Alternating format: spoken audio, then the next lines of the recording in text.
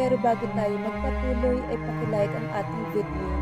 Ganun din ang subscribe button, pati na rin ang bell icon para lagi tayong updated sa mga parating ko pang mga uploads.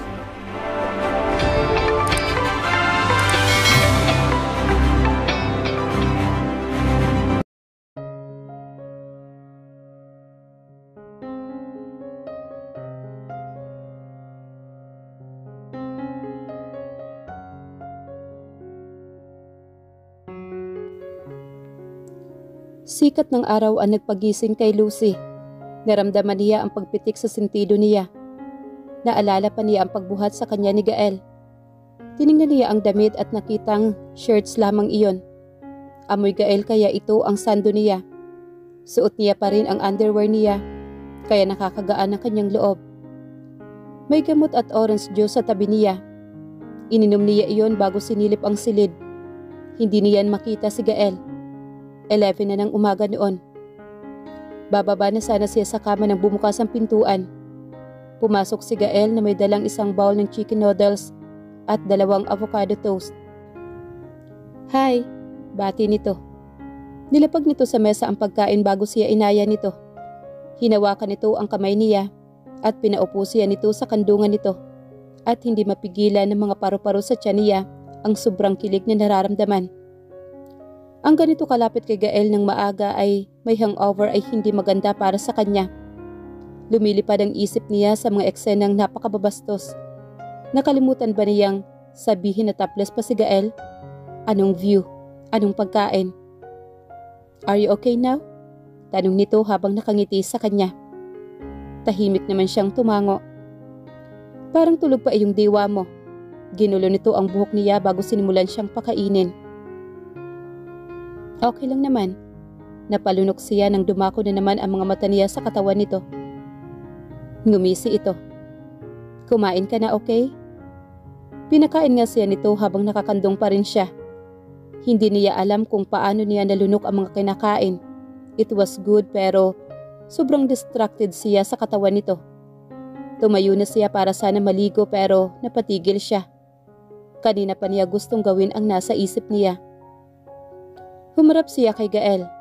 Tiningnan naman siya nito na tila ba nag-aalinlangan. "What?" Naguguluhan na tanong nito. Hinawakan niya ang mukha nito at hinalikan ito sa labi. Hindi nagtagal ay tumugon ito sa halik niya at marahan siyang hinawakan sa bewang at ang isang kamay naman nito sa batok niya upang mas palalimin ang halik nila.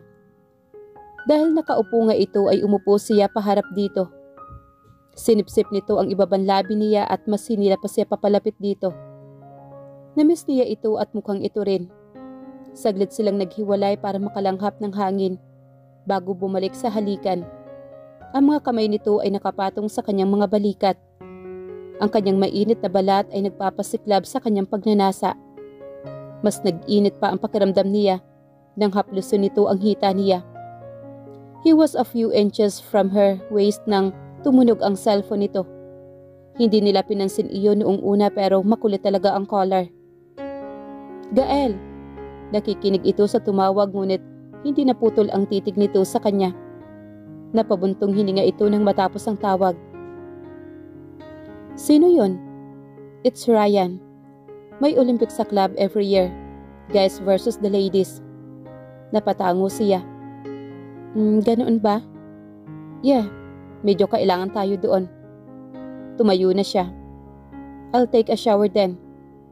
"Magbihis ka na rin." When she locked the bathroom door, napasandal siya roon. Na-turn on siya sa ginawa nila. Gusto niya ng masigit pa. Nang makarating sila sa Drunk and Sober Cafe kung saan gagawin ang mga games, ay naghiwalay na sila ni Gael. Ang kilala niyang katim niya ay sina Marceline, Amara Patch Josa, Alexandria at Danny. Sa kabilang team naman ay si Gael, Edwin, Mark, Rusty, Kylo, Inigo at si Vincent. Organizer naman si Ryan, Abby at Kael. Ang unang game ay isang cooking game, ay hango sa isang segment ng Try Guessed Without a Recipe. Magluluto ang mga contestant ng mga pagkain na walang sinusunod na recipe. Sa team nila ang nakabunot ay si Amara. Napa-facepalm siya. nang ito ang makabunot dahil ika nga nila, ito ang reyna ng mga instant. Lahat ng alam nitong lutuin ay puro instant. Ang makakalaban naman nito ay si Mark, na sa pagkakasabi na rin ni Abby ay walang future sa kusina. Ang napiling lutuin ng dalawa ay isang birthday cake. Siyempre, ang judges ay si Abigail at si Marie. Halos sumasakit na ang tiyan nila sa kakatawa na makita kung paano magmadali ang dalawa. The two obviously didn't know what to do. Si Amara at Mark naman ay tila walang tigil sa pagmumura ang mga ito. Samantalang si Marie naman ay blanko lang ang nakatingin. At bilang parte ng laro, kailangan din nilang tikman ang mga niluto ng mga ito. "Hoy, wag niyo kaming lasunin ha?" Sigaw naman ni Rusty sa dalawa. "May date pa ako mamaya, ayoko na mag-LBM." Sigaw naman ni Inigo. "Please, kaunting sarap naman." Dasal naman ni Marceline sa tabi ko. Nang matapos nga ang 2 oras ay pinilit nilang huwag mapangiwi nang makita ang cake na gawa ng dalawa. Ayaw niyang sabihing nakakatakot sila pero hindi sila katakam-takam. Nang maserve iyon sa mga judges ay hindi maipinta ang hitsura ng mga ito.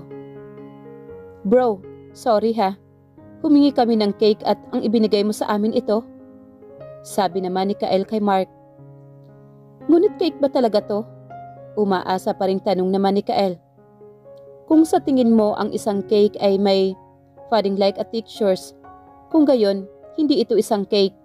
Sabi naman ni Marie. Umakto ito na tila nasaktan. "Sinugatan mo ako, Miss Marie." Ang cake naman ni Amara ang tinikman ng mga judges ay wala iyong pinagkaiba sa reaksyon ng mga ito kay Mark. "Akala ko, magja-judge tayo ng pinakamasarap na cake." Naiiyak naman na sabi ni Kael. "Maaari pa rin tayong magpasya kung kaninong cake ang mas malala." Sabi naman ni Marie. Tumayo naman si Abby para i-announce ang nanalo. "Okay, ang sasabihin kong nanalo ay may cake na pwedeng pagtiyagaan. Iyong tipong makakadalawang kagat ka pa. Iyong tipong hindi magdidilim ang paningin mo sa sobrang asukal na inilagay. Yung tipong hindi ka mismo magiging cake sa sobrang dami ng icing na makakain mo. And the winner is..." Magpalipas pa ito ng ilang segundo. "Mark, what the actual shit? Nanalo ka pa sa cake na iyon, gago?" Sabi naman ni Edwin. "Well, iyon ay 1 puntos para sa akin, mga dudes. Akala ko nga ring icing cake yung na-serve mo sa amin." Natatawang sabi naman niya kay Amara. "Mukhang promising naman din noong simula." Sabi na rin ni Marceline. "Bawi na lang tayo, girls. Nagkataon lang na hindi nakakamatay iyong cake ni Mark. May tips yung galing kay Abby. Hindi ko man lang mapapakinabangan yung Kael na yon." Napatawa na lang sila bago pumunta sa next location. It was the greenhouse. Ang napiling player sa kanila ay si Patch. Ang kalaban naman nito ay si Edwin. The game was mukbang challenge. 2 rounds lang naman ang meron sa game. Sa unang rounds nila, uubos ang players ng 50 pieces na sushi at 50 pieces na dumplings. Ang unang makatapos ang mananalo. Sa second round naman, ang unang makakaubos ng 20 pieces na spicy chicken wings ang mananalo. Sa huling rounds naman, ang pinakamabilis, ang makaubos ng ramen na may serving na good for 3 ang mananalo. Tiningnan naman nila si Patch na mukhang chill lang. Sa payat niyang yan, kaya ba niyang manalo kay Edwin? Parang vacuum pa naman ang bunganga nun. Bulong naman ni Alexandria. Nagkibit balikat siya. Hindi niya alam kung anong kakayahan ni Patch. Payat ito, oo, pero kaya nitong patumbahin ang mga lalaking malalaki ang katawan. Nang magsimula ang unang rounds ay napatanga sila. Babagal lang na kumakain si Patch. Nang mapatingin naman si Edwin sa kalaban, ay muntik na itong mabulunan. "Langya, tao ka ba?" Sabi nito. "Humabol ka na lang." Sabi naman ni Gael dito. Napunta sa kanila ang unang rounds. Natapos si Edwin makalipas ang 2 minuto. Sa pangalawang rounds ay ganoon pa rin. Hindi nila alam kung saan nilalagay ni Patch ang kinakain nito. Nang masulya pa niya ang nobyo nitong si Kylo ay may ngiti sa mga labi nito. Madalas ay formal ang ngiti nito sa mga tao. Marahil ay dahil politiko ito. Ang buong laro ng mukbang ay nasa kanila. Tila wala lang kay Patch ang ginagawa nito. Kaswa lang silang naglalakad na parang hindi kumakain ng ganoon. Kay raming pagkain. Niyakap nila ito kahit nasa itsura nito na ayaw nito ng mga ganoon. At masaya sila na nakapunto sila. They moves to Ryan Gym for the next game. Ano na naman kayang laro ang susunod? Nang makarating sila sa gym ay nagpilian na. Si Danny na ang players nila. Napili sa team nila ang personal assistant na si Prince Rusty at Alessandria. Sa grupo naman ng mga lalaki ay si Gael at Inigo ang napili. Medyo kinakabahan siya. It was a physical game. Parang obstacle course ang tema nito. Una, magwo-wall climbing ang unang set ng player at kailangang kunin ang flag. Sa pangalawang course naman, net climbing naman. Sa panghuling course, 2 players pa team ang maglalaro. Target shooting ang laro at kailangang mapatumba ang 10 target kada manlalaro. Kalaban ni Gael sa Alexandria. Nakita nila kung paano sinubukan ni Alexandria na maungusan si Gael. Pero mabilis talaga ito kaya nasa grupo ng mga lalaki ang puntos. Sa pangalawang round naman ay si Inigo at Danny ang magkalaban. Mukhang matatalo na naman sila pero napanganga sila nang walang kahirap-hirap na umakyat si Danny. Hindi nila alam kung matagal lang ba si Inigo o mabilis si Danny. Maging si Prince Rusty ay hindi rin makapaniwala. At nakuha nila ang ikalawang puntos. For the tiebreaker, kailangan maunang mapatumba ang player ang tig-10 target. Gael and Danny were able to put down the target easily. It was down to Inigo and Alexandria. Inigo was leading by 3 at hindi na iyon naungusan pa ni Alexandria. 2-1 ang score ng mga lalaki. The next game was singing game. The next player were Vincent and Josa. Parang ang singing bee ang laro kung saan mafi-fill up ang missing na lyrics. Napailing na lang sila ng buong duration ng game ay wala sa tono ang dalawa. To make things worse, rap pa ang 2 kanta na napili ng organizer. But some word magic, Vincent won the game. Kahit wala sa itsura ng doktor na nakikinig ito sa ganoong musika. Napakasaya nila kahit na 3-1 ang kanilang mga puntos. The next player were Marceline and Kylo. The game was courage only this time. Isang player lang ang mag-a-act ng napiling salita. Mayroong 10 salita ang ipahuhula ng players sa mga katim nila. It was hilarious especially when it comes to Kylo's turns. Dahil nga laging formal ang hitsura nito, ay parang nawiwerduhan sila sa lahat ng ina-act out nito. Ang macho dancer at Britney Spears, Marceline did well dahil carefree ito at madali nitong napahulaan sa kanila ang mga salita. Mayroon silang 1 punto upang isara ang kanilang mga puntos. 3-2. Ang huling laro ay magkakaroon ng dubling puntos. Kung naipanalo nila ito, ay 2 points ang makukuha nila. Ang natira sa magkabilang team ay siya at si Prince Rusty. Pumunta sila sa isa sa hardin sa club. Nang alisin ang blindfold nila ni Rusty, ay tumambad sa kanila ang isang coral. May isang biik sa loob niyon. No way! Sabay na sabi nilang dalawa ni Rusty. Okay, Lucy and Rusty, rules are easy. Kung sino ang unang makakakuha ng biik sa inyo, ay siyang mananalo. Sabi naman ni Ryan. Sabay silang pinapasok sa loob. Lumayo ang biik sa kanilang dalawa. Nang i-anunsyo na ni Ryan na simula na ang laro, kanya-kanya sila ni Rusty ng diskarte. Sobrang putika na silang dalawa dahil ilang beses silang nadulas. Gustong-gusto niyang manalo pero parehong competitive silang dalawa ni Rusty. Halos 1 oras ang naganap bago niya nahuli ang biik. Sumubsob pa nga ang mukha niya para makuha ito. At ang nanalo, ang Team Girls, anunsyo naman ni Ryan. Nag-celebrate ang mga kasama niya pero hindi siya makalapit dahil putikan siya. Nang makalapit siya ay sumama na siya sa mga katim niya sa main hall ng club sa Wallflower. They are celebrated at nagkantsawan pa ang mga members at ibang empleyado ng club. All of them had fun. Tila pa doon nila nakita ang iba't ibang katangian ng bawat isa. Si Kylo na sobrang seryoso, napasayaw nila ng pang-macho dancer. Si Patch at ang malawak na appetite nito, na pwede na itong lumaban sa mga nagmumukbang. Si Danny na tahimik na kasama ni Rusty, na kaya rin palang makipagsabayan sa kanila ni Patch. Si Vincent at ang diverse taste nito sa music. Nang pagmasdan niya ang mga kasama, masaya siyang nakabalik siya rito.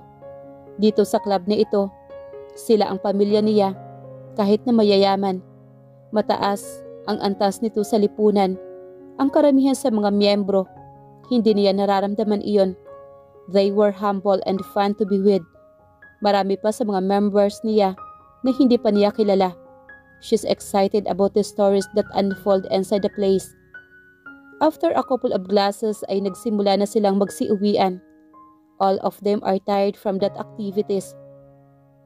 Ang saya, no? Hindi niya mapigilang sabi niya kay Gael habang naglalakad sila pa uwi. It's an annual event. Doon lumalabas ang kalokohan ng bawat isa. Maraming activities sa club. May parties during the holidays, Olympics balls, kahit mga Flores de Mayo meron. Napayakap siya sa braso nito. Oh, it's so fun to experience all of that. Makukuha ko kaya iyong biik? Bukas na lang nila ihahatid. For sure magugustuhan yon ni Eliazar. Natouch naman siya at naalala pa nito ang bata. Labas tayong tatlo kapag may time. Miss ka na niya. Of course, gawin natin yan. Nang makauwi siya ay nag-shower uli siya. Ramdam niya ang antok nang makahiga siya. Naalala niya ang ginawa nila kaninang umaga. Pareho silang tila nawala sa sarili. Kissing him felt different this time. Hindi niya ma-explain pero sobrang nag-iinit ang katawan niya. At hindi nakatulong nang maamoy niya ang amoy ni Gael na lumalabas mula sa shower. Pinatay na nito ang ilaw at humiga na sa tabi niya. Simula nang bumalik siya dito, hinahayaan nitong may espasyo sa pagitan nila. Not too close and not too far. She wanted them to be closer at that moment. Humarap din sa kanya si Gael sa mga nakalipas na mga gabi. Hahalikan lang siya nito sa noo at mag-good night. Gusto niyang maging kakaiba ang gabing ito. Habang hinahalikan ni Gael ang kanyang noo ng good night, gaya ng lagi nitong ginagawa, inihanda niya ang sarili. Heto na. Tinitigan niya ang mukha ni Gael at muli niyang hinalikan ng mariin ang labi nito. Mabilis din namang lumalim iyon nang tila mauubusan sila ng hangin. Tiningnan siya ni Gael. Handa ka na ba para dito, Lucy? Ayokong madaliin ka. Inilagay niya ang isang daliri sa labi nito. Sa tingin mo, bakit ko hiniling na payagan mo ako dito matulog? Ilang segundo bago naunawaan ni Gael ang ibig niyang sabihin. Ngumiti siya. Hinaplos nito ang pisngi niya. Ayokong madaliin ka sa bagay na ito. Pero, maging ako hirap na hirap sa mga gabing nagdaan. Ngumiti ito na matamis sa kanya. Kung ganon, ano pang hinihintay mo? Malambing na tanong niya rito. Nakatitig si Gael sa mga mata niya. Puno ito ng intensidad. Naglalaman ito ng napakaraming emosyon. Pinipigilan niya ang sarili simula nang makita niya ulit si Lucy sa may pintuan niya. Ang paghawak sa kanyang balat ay nagdulot ng init sa kanyang mga daliri. Ramdam niya ang hininga nito na tumatama sa mukha niya. Paano siya makakalaban dito? Sino ba siya para tanggapin ito? Hinawakan niya ang mukha nito at inilapit sa kanya. Unti-unting naglapat ang kanilang mga labi na parang ninanamnam iyon ng ilang sandali. Hinanap ng kanyang mga kamay ang kanyang balikat at hinawakan iyon. Dahan-dahan niyang inilapit ang labi niya sa labi nito. Magkasabay na gumalaw ang kanilang mga labi at tuluyan na nilang naisara ang pagitan nila. Hinila niya ito sa ibabaw niya habang magkadikit pa rin ang kanilang mga labi. Hinahanap ng mga daliri niya ang laylayan ng shirts nito at dahan-dahang hinubad iyon sa ulo nito. Nilalamig ka pa, baby? Tanong niya. Umiling naman ito. Mainit dito. Parang madaya ka. Dapat nanggalin din yung pang-itaas mo. Tulungan mo akong gawin to. Wika niya habang hinahalikan niya ito sa balikat. Inalis nito iyon nang walang kahirap-hirap. Mahal na mahal kita, Lucy. Mahal na mahal din kita, Gael. Wika nila habang sinasamba ang bawat isa.